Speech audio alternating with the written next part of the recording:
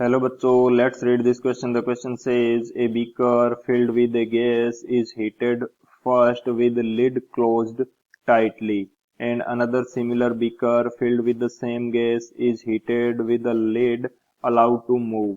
In which case, rise in temperature of gas will be more if the other conditions remains same. Option first case. Option second case. Option third, both case will have equal rise. Option third can not be determined. तो इस question के अंदर हमें दिया गया है कि एक बीकर है जिसके अंदर गैस भरी हुई है। फर्स्ट कंडीशन के अंदर इसको गर्म किया जाता है, इसका जो लिड है वो टाइटली क्लोज करने के बाद में, एंड सेकंड कंडीशन के अंदर लिड मूव कर सकता है। तो किस कंडीशन के अंदर हमारे पास टेम्परेचर के अंदर राइज जो है वो ज्यादा होगा यदि बाकी सारी कंडीशंस क्या हैं, सेम है। तो बात करते हैं की कंसेप्ट की। की कंसेप्ट के अंदर हम लोग डिस्कस कर लेते हैं कि जो फर्स्ट लॉ ऑफ थर्मोडायनेमिक्स होता है वो क्या है एंड किस प्रकार से वो वर्क करता है। तो की कंसेप्ट के अंदर हम लोग बात कर रहे हैं first law of thermodynamics. First law of thermodynamics जो है ये हमारे पास बेस्ड होता है एनर्जी कंजर्वेशन के ऊपर, यानी कि टोटल एनर्जी जो इस गैस को मिलेगी वो किन किन वर्क या कौन कौन से कार्य करने में जाएगी, ये हमारे पास इस लॉ से डिफाइन किया जा सकता है। सो इस लॉ के अकॉर्डिंग जो Q की वैल्यू है ये हमारे पास रहेगी W प्लस DU के इक्वल। सॉरी, जो Q की वैल्यू है ये हमारे पास किसके इक्वल रहेगी। चलो इसको अलग तरीके से देखते हैं कि फर्स्ट लॉ ऑफ थर्मोडायनेमिक्स के अकॉर्डिंग जो हमारे पास DU की वैल्यू होती है, चेंज इन इंटरनल एनर्जी, ये इक्वल होता है W प्लस Q के। W क्या है हमारे पास, सराउंडिंग एंड जो सोर्स है, यानी कि गैस एंड जो सराउंडिंग है इन दोनों के बीच होने वाले इंटरेक्शन के कारण जो वर्क होगा वो W है। Q हमारे पास क्या है, Q हमारे पास वो हीट होगी जो हम इसको गर्म करने के लिए दे रहे हैं, एंड DU हमारे पास क्या होगा, change in internal energy.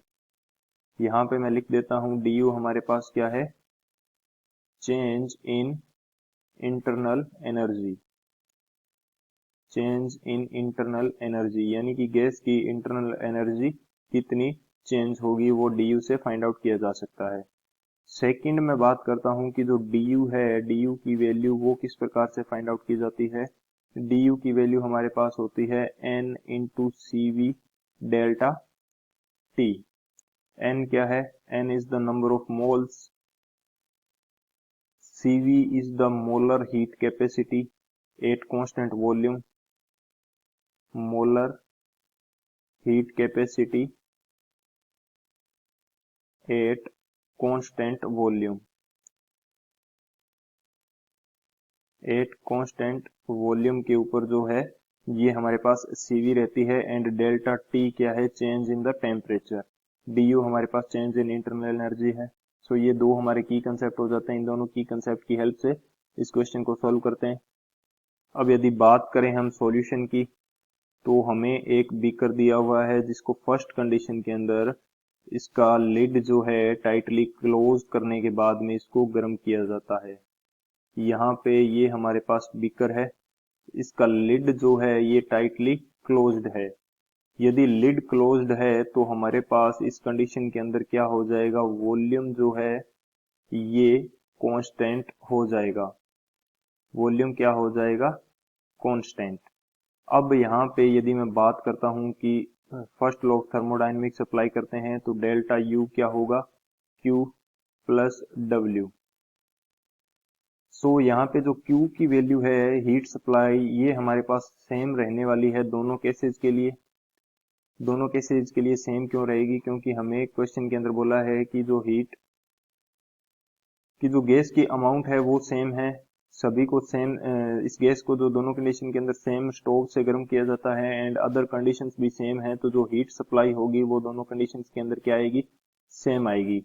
So Q की वैल्यू सेम रहेगी। यहाँ से जो चेंज इन इंटरनल एनर्जी होगा ये डायरेक्टली प्रोपोर्शनल आ जाएगा W के, डायरेक्टली प्रोपोर्शनल आ जाएगा W के, एंड W की जो वैल्यू है ये हमारे पास कितनी रहेगी, ये हमारे पास रहती है P डेल्टा V।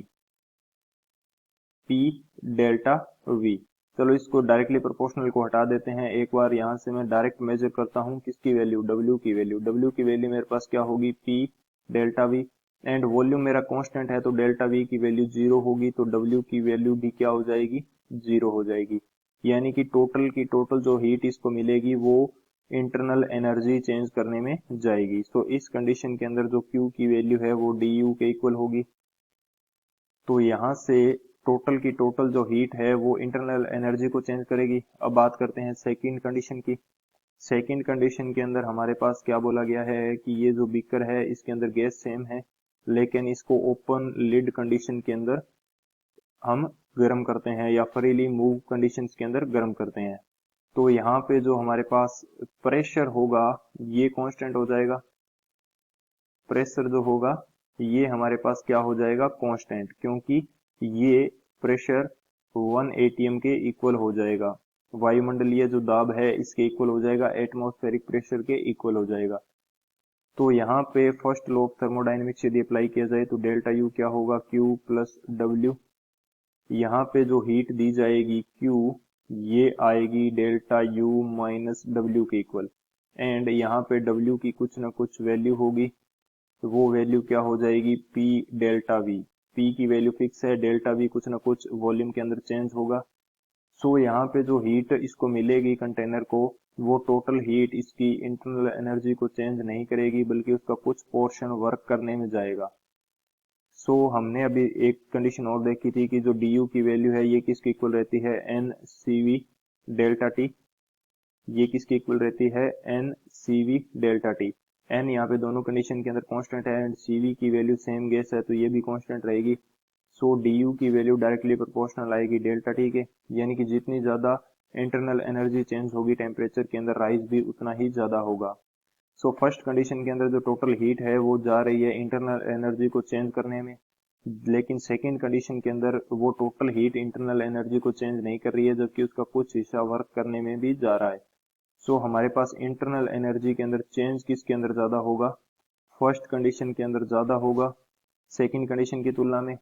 सो जो चेंज इन टेम्परेचर है या राइज इन टेम्परेचर है वो फर्स्ट कंडीशन का ज्यादा होगा सेकेंड कंडीशन की तुलना में। तो यही हमें फाइंड आउट करना था कि किस कंडीशन के अंदर टेम्परेचर के अंदर राइज ज्यादा होगा, तो वो हमारे पास फर्स्ट कंडीशन के अंदर हो रहा है। तो बात करें यदि ऑप्शन की तो कौन सा ऑप्शन करेक्ट हो जाएगा, ऑप्शन ए जो है फर्स्ट केस वो हमारा करेक्ट हो जाएगा। So option A is the final answer. I hope you understood it well. Best of luck. Thank you.